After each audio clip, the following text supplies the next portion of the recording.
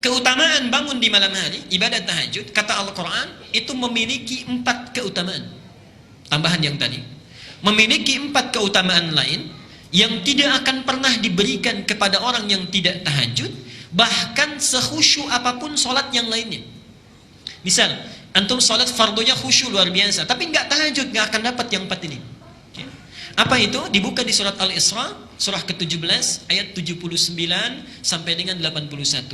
Mari kita lihat surahnya.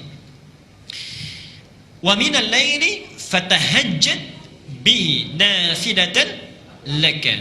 Pengantarnya ini, perhatikan Bu ya, Pak. Ayat 79 ini dipisahkan ketentuannya dengan ayat 78. Di ayat 78 tentang sholat wajib, kemudian 79 tentang sholat tahajud. Tapi uniknya, Allah hanya menerangkan 4 keutamaan untuk sholat tahajud. 78-nya nggak disebut. Ya. Kita lihat ya. Aqimis salata liduluki syamsi ila ghasaqil layli wa qur'anal fajri. Inna qur'anal fajri kana mashhuda. Itu sholat yang wajib 5 waktu. Ya. Tidak dijelaskan keutamaannya, nanti dirinci di hadis. Tapi ketika menerangkan tahajud ayat 79-nya, wa minal laili fatahajjad bihi, dan di antara sementara malam tunaikan olehmu tahajud nafilah. Itu hanya sunnah saja, muakkadah hukumnya, sunnah yang sangat ditekankan.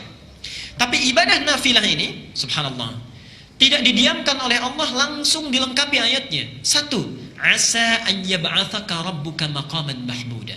Siapapun yang menunaikan tahajud dengan baik, maka Allah akan mengangkat derajatnya, mengangkat karirnya, ditempatkan di tempat yang terbaik dan mulia.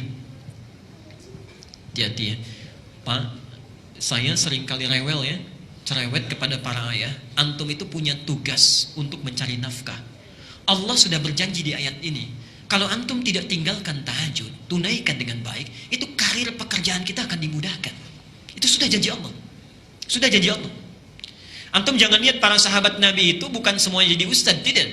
Banyak di antara mereka yang pebisnis. Abu Bakar misalnya seorang diplomat yang sangat ulung di samping seorang pebisnis. Utsman bin Affan seorang pedagang yang luar biasa. Abdurrahman bin Auf seorang sahabat yang luar biasa manajemen bisnisnya, paling kaya saat itu di Makkah dan di Madinah.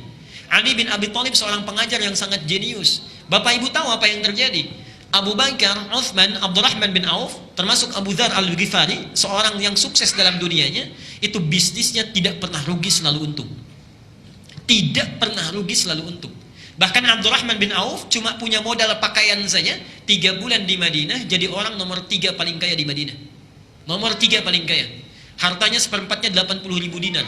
Modalnya cuma pakaian, 80.000 dinar. Sekarang 1 dinar 2,5 juta. Setengah T kurang lebih dalam 3 bulan.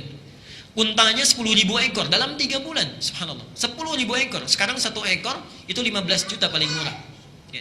Dombanya tak terukur. Setelah 1 tahun, 1 tahun itu jadi orang paling kaya di Madinah yang kapaknya saja terbuat dari emas. Antum 3 bulan sudah dapat apa?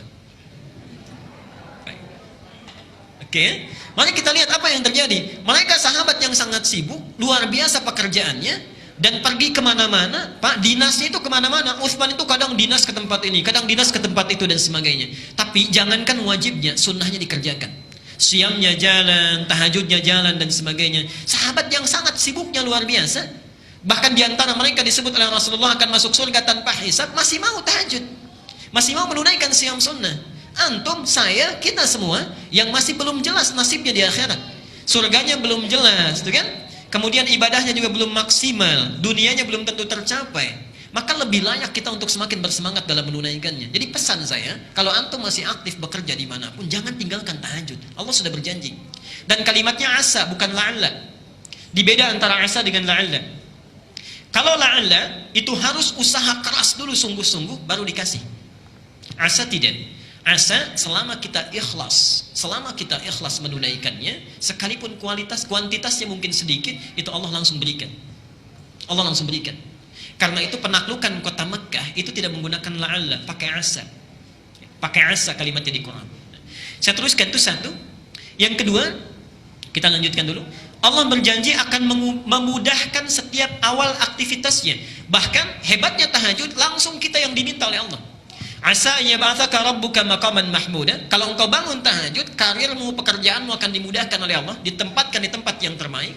Kemudian diperintahkan kita, waqul, katakan. Saat tahajud itu mintakan kepada Allah, Rabbi adkhilni mudkhala sidqi. Duhai Allah, mudahkan setiap aktivitas yang akan saya awali. Di antum kalau punya persoalan, misalnya akan memulai pekerjaan, ibu akan memulai aktivitas, anak akan memulai sekolah, mulai kuliah, bangun malam, ini perintah Allah, katakan di malam harinya, ya Allah mudahkan setiap saya akan mengawali aktivitas. Janji Allah yang kedua, Allah akan mudahkan setiap aktivitas yang dia lakukan. Yang ketiga, Allah akan lepaskan, bebaskan dia dari segala kesulitan yang sedang dialami. Wa akhrijni mukhraja sidqin. Kalau di kantor itu enak saja atau kadang ada kesulitannya, Pak? Ibu juga begitu ya. Pekerjaan kan tidak selamanya mulus.